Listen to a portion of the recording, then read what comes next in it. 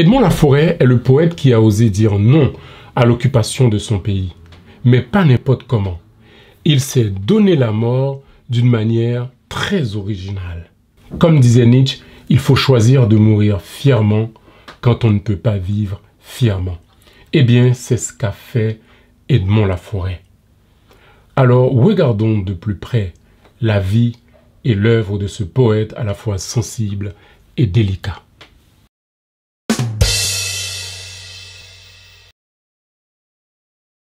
Edmond Laforêt est né à Jérémie le 20 juin 1876. Son père était professeur et il avait pour cousin le célèbre poète Edzard. Il a fait à peu près toute sa scolarité, on va dire, sous le regard de son père, qui était également son propre professeur. Par la suite, il deviendra lui-même professeur de français et de mathématiques. Il enseignait pendant longtemps au lycée Nord-Alexis à Jérémie. À côté de son travail d'enseignant, Edmond Laforêt était également journaliste. Il dirigeait le journal Haïti littéraire et scientifique et également un autre journal qui s'appelait La Patrie. Edmond Laforêt était très proche de son cousin Edzard avec qui il caressait en même temps les muses, selon les propres mots du poète. Edmond Laforêt avait une vie littéraire très intense, très dense. Il écrivait également dans d'autres journaux, en plus de ses recueils de poèmes, de ses contes. Mais les événements de 1915 vont bouleverser sa vie au point d'en mettre fin. 1915, c'est l'année des grands troubles en Haïti. Alors, qu'est-ce qui s'est passé cette année-là? En février 1915, Guillaume Villebrun-Sam est nommé président à vie. Il fait régner la terreur. Alors, il assassine ses opposants politiques, et spécialement 167 prisonniers politiques qu'il fait assassiner froidement. Alors, ça a créé une révolte populaire. La foule voulait se venger. Alors, très en colère, la foule s'empare du président Villebrun-Guillaume-Sam et l'ont lynché. Il faut savoir que ce président Villebrun-Guillaume-Sam était un allié, un protégé des États-Unis.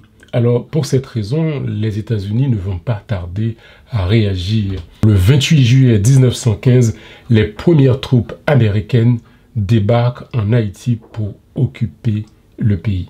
Alors, le poète Edmond Laforêt, n'acceptant pas la situation, proteste dans son journal La Patrie contre cette occupation. Et en même temps, il critique également la vie politique haïtienne, les acteurs politiques haïtiens.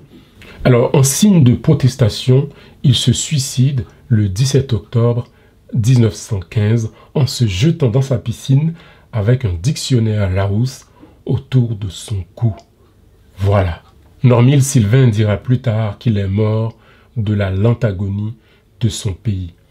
Il faut dire que le suicide d'Edmond Laforêt revêt à la fois une dimension métaphysique et politique. Cette mort était sans doute l'expression d'une souffrance profonde et d'impasse existentielle dont nous ignorons, on va dire, les détails, à part l'aspect ouvertement politique et qui était également assumé par l'auteur. Pour Edmond Laforêt, c'était pour lui l'acte ultime, sa manière de choisir lui-même comment passer de l'autre côté.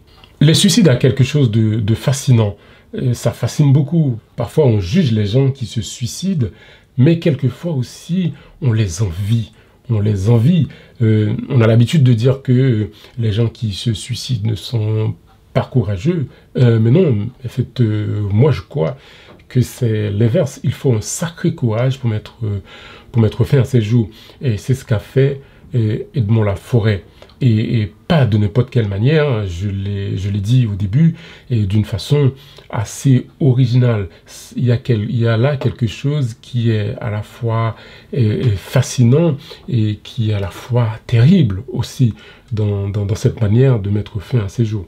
Dans le Gai Savoir, Nietzsche disait qu'il faut mourir fièrement quand on ne peut pas vivre fièrement. Alors, Dessalines et les révolutionnaires du 19e siècle, les révolutionnaires haïtiens, disaient en substance la même chose, vivre libre ou mourir. C'est-à-dire la mort était préférable à la vie quand on ne peut pas vivre dignement. Alors, il y a quelque chose qui est également frappant dans la mort d'Edmond Laforêt, c'est la date. Edmond Laforêt s'est suicidé le 17 octobre 1915. Ça ne vous dit rien? Le 17 octobre 1806, Dessalines est assassiné. Alors, je me suis posé la question, est-ce un hasard? Est-ce que le poète a choisi cette date de manière aléatoire? Est-ce un hasard? Ou bien il a voulu marquer le coup? Il a voulu poser un acte politique fort. Alors, Dessalines, faut pas l'oublier, la révolution haïtienne, c'était une révolution, on va dire, contre la barbarie de l'esclavage au 19e siècle. Alors, le suicide d'Edmond Laforêt, c'est un suicide pour protester contre l'envahissement d'Haïti par les troupes américaines. Alors, je me suis dit, dans la tête de l'auteur, est-ce qu'il fait un lien entre sa propre mort, qu'il a choisi lui-même, et l'assassinat de l'empereur? Alors, c'est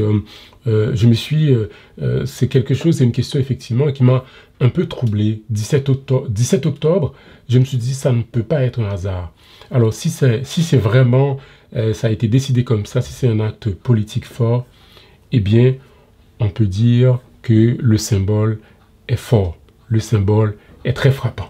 Ironie du sort, ou encore, faudrait-il dire, tragédie du sort, quelques années après, sa propre fille va également commettre le même acte. Elle va se suicider. Je rappelle, la fille d'Edmond Laforêt, Gabrielle Roumer, qui était l'épouse d'Émile Roumer, s'est suicidée. Un jour, le poète Émile Roumer, rentrant chez lui, trouvant sa femme pendue, elle s'est donné la mort comme son père.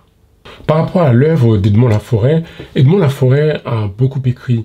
Il a écrit quelques recueils de poèmes, je pense surtout à Poèmes mélancoliques, qu'il a publié en 1901. Et 8 ans plus tard, il publiera aussi un autre recueil, Sonnets et médaillons. Et par la suite, il publiera aussi quelques contes et aussi des essais consacrés à son cousin Edzer Villers et à d'autres thèmes.